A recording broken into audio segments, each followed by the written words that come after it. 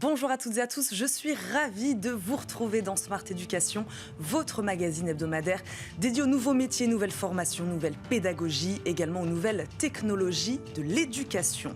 Au programme, aujourd'hui, une immersion dans les coulisses des parcs éoliens.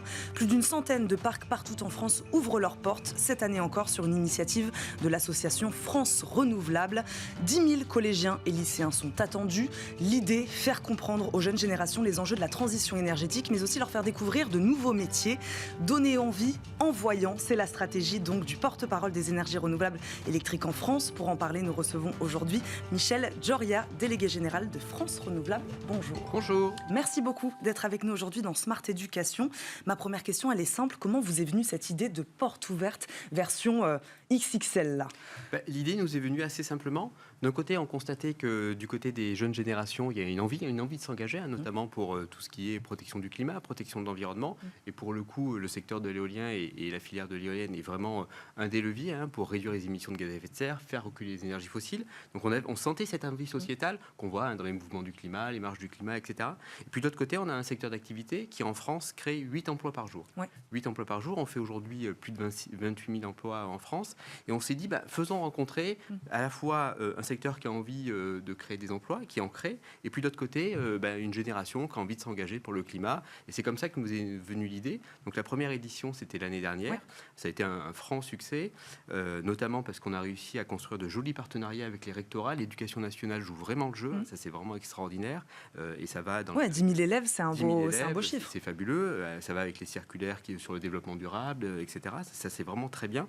Et du coup, on s'est dit, recommençons l'opération et essayons de la pérenniser dans le temps. Et c'est vraiment l'objectif pour qu'au cours des 5, 6, 15 prochaines années, on puisse tous les ans faire venir de plus en plus d'élèves sur les parcs pour faire découvrir la filière. Pour revenir sur les besoins du secteur, est-ce que vous diriez qu'aujourd'hui c'est un secteur qui manque d'attractivité ? Peut-être ne serait-ce que déjà auprès de cette jeune population. C'est un secteur très récent. En fait, quand on regarde bien par rapport aux autres secteurs économiques, c'est un secteur qui existe en France depuis à peu près une quinzaine d'années. L'ensemble des autres secteurs industriels existent depuis souvent plus de 100 ans. Donc peut-être moins connu, c'est ça ? Évidemment, donc beaucoup moins connu. Et donc l'idée, en fait, c'est petit à petit de se faire connaître. D'abord, on s'est dit, d'abord, il faut réussir à créer des entreprises, créer des emplois. Donc ça, c'est ce qu'on a fait au cours des 15 dernières années. Et maintenant, on voit, à travers nos perspectives de développement, puisque, grosso modo, l'éolien, en 2035, va faire à peu près 25 à 30% de la production d'électricité en France contre 10% aujourd'hui. Donc c'est quelque chose qui est amené à prendre de plus en plus de place dans le mix énergétique et électrique. Et du coup, on va avoir besoin de plus en plus de personnes. Et il faut qu'on attire des talents. Et surtout, il faut qu'on les fidélise. Ça, c'est un point qui est important parce que c'est des métiers sur lesquels il y a un savoir-faire à pérenniser, que ce soit des chefs de projet pour développer un projet, que ce soit des techniciens de maintenance pour entretenir une éolienne, que ce soit des techniciens d'exploitation pour les piloter dans leur fonctionnement quotidien. C'est vraiment très important à la fois d'attirer les talents et de les fidéliser.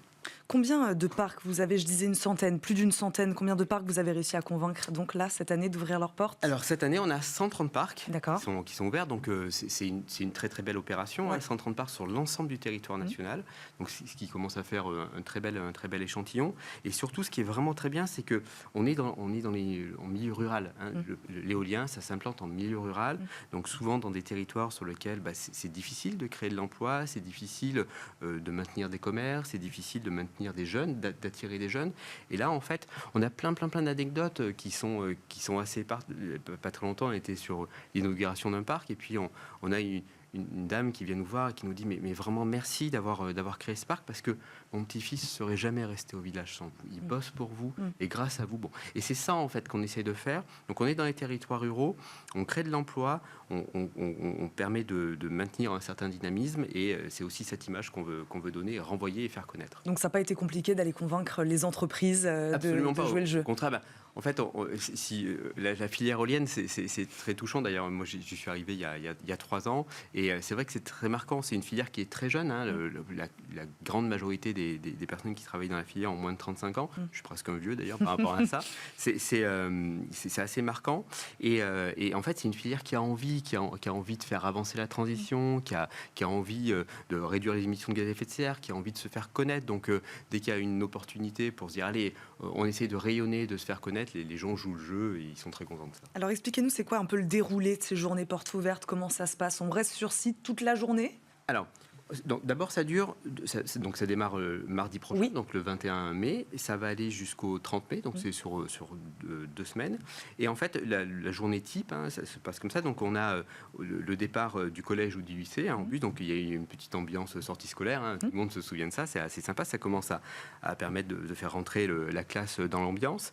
Le bus arrive sur site et ils sont accueillis par le responsable du projet qui a mené le projet du début du parc jusqu'à sa construction, qui les accueille. Qui connaît bien les lieux, donc. Qui connaît bien les lieux, qui connaît bien les élus locaux. Alors parfois, il y a le maire qui vient aussi présenter. Parfois, il y a un élu local autre qui vient présenter ça. De temps en temps, il y a le responsable d'un centre de maintenance qui est à côté, qui vient aussi expliquer ces métiers de la maintenance. Et puis, donc, on les amène sur site et ça dure à peu près 1h30 à 2h. Et pendant 1h30 à 2h, par petits groupes, ils vont pouvoir monter dans l'éolienne. Alors, pas tout en haut, parce que ça, c'est compliqué en termes de sécurité, mais au premier étage pour voir l'intérieur de l'éolienne, les câblages, les ascenseurs, comment ça fonctionne.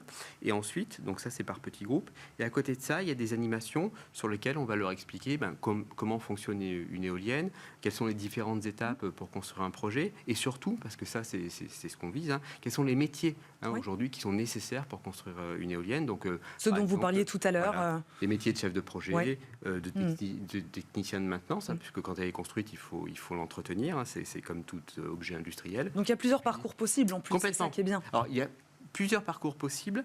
Et surtout, plusieurs cursus. Et en fait, on a besoin de tous les niveaux.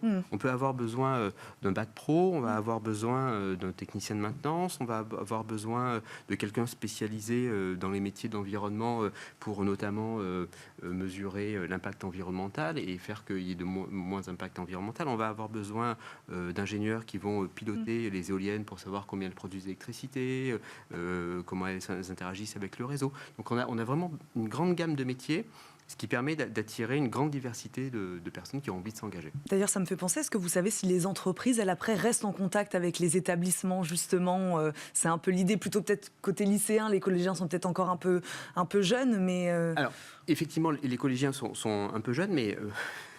J'ai 2 collégiennes à la maison et c'est important de leur montrer. On sent évidemment un collégien, c'est à l'âge, ça se pose des questions. Qu'est-ce que je vais faire? Est-ce que je vais en lycée professionnel? Est-ce que je vais en lycée général? Donc c'est des moments où c'est important de leur montrer la diversité de ce qu'ils peuvent faire.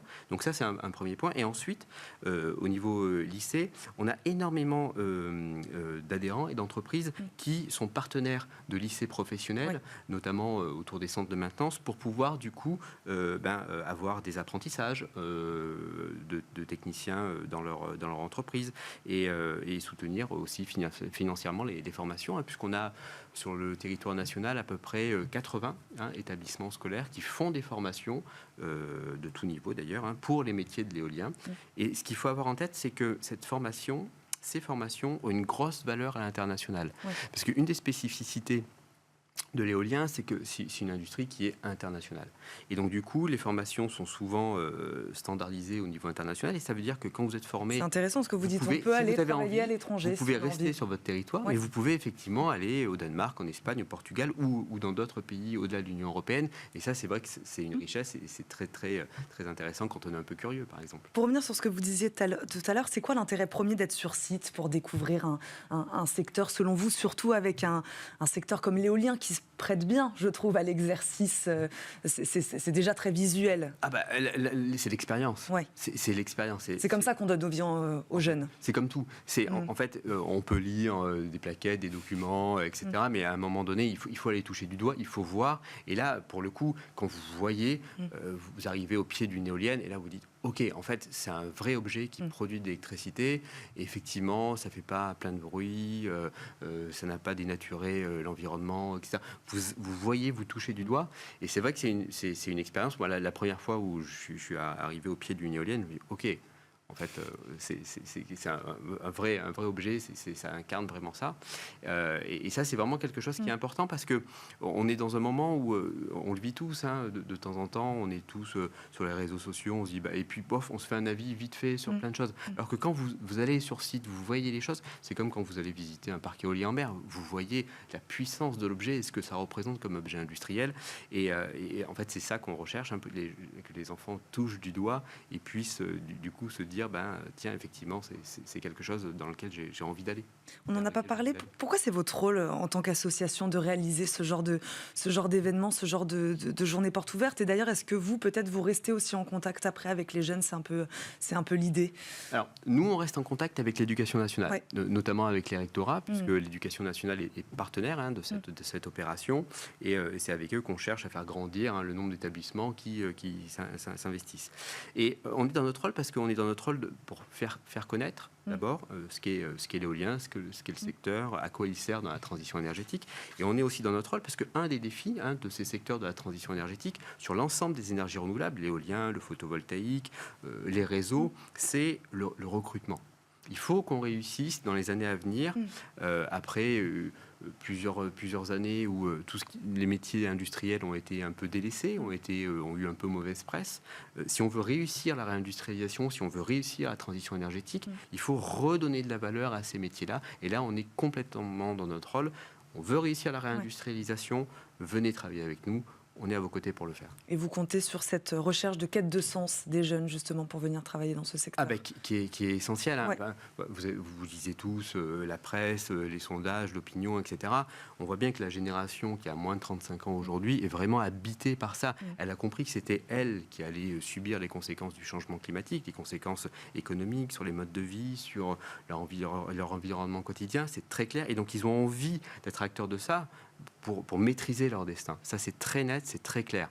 Et du coup, on est à leur côté pour leur dire, écoutez, si vous voulez maîtriser votre destin, si vous voulez réussir à faire de la France un vrai pays de puissance en matière de transition énergétique, venez avec nous. Bon, c'est la deuxième année. Ce sera ma dernière question. Est-ce que c'est une démarche que vous comptez renouveler encore l'année prochaine? Ça y est, on est parti pour la faire tous les ans. Nous, on est parti pour la faire, tous les ans. Et surtout, on est parti pour la faire grandir. Aujourd'hui, l'année passée, on avait un peu plus de 8000 élèves. Cette année, on en a 10 000. Donc, l'année prochaine, on va chercher à en avoir plus. Et l'idée, c'est que vraiment, je vous disais, 30% de la production d'électricité en 2035. Donc ça veut dire qu'il faut vraiment que dans les 10 prochaines années, on fasse connaître notre filière et qu'on attire des talents. Et puis on a évidemment chaque année une petite innovation. Donc cette année, il y a 2 petites innovations. La première innovation, c'est qu'on va leur remettre une espèce de petit quiz qui s'appelle les ENR au carré pour repositionner l'éolien dans la transition énergétique, leur rappeler les enjeux, en plus de ce qu'ils apprennent à l'école. Ça, c'est important. Et puis, en rentrant en bus, ils pourront le faire dans le bus avec leurs enseignants. J'en suis à peu près sûr. Et la deuxième, très rapidement. La deuxième innovation, c'est qu'on va leur laisser les fiches métiers, parce que vous savez que, voilà, on leur a expliqué. Ensuite, ils vont rentrer chez eux, discuter avec leurs parents, raconter leur journée, etc. Et puis ils vont dire, tiens, regarde, ça, c'est ça. Et puis on m'a expliqué qu'en fait, pour faire technicien de maintenance, il fallait que j'aille à tel lycée ou à dans tel BTS. Et c'est ça que je veux faire, papa, maman. Bon, merci beaucoup Michel Joria d'être venu nous voir aujourd'hui dans Smart Education, nous avoir présenté cette belle initiative. Je rappelle, vous êtes le délégué général de France Renouvelable. Merci beaucoup d'avoir été avec nous. Merci à vous de nous avoir suivis. On se retrouve évidemment très vite sur Bismart pour un nouveau numéro de Smart Education. À très vite, salut.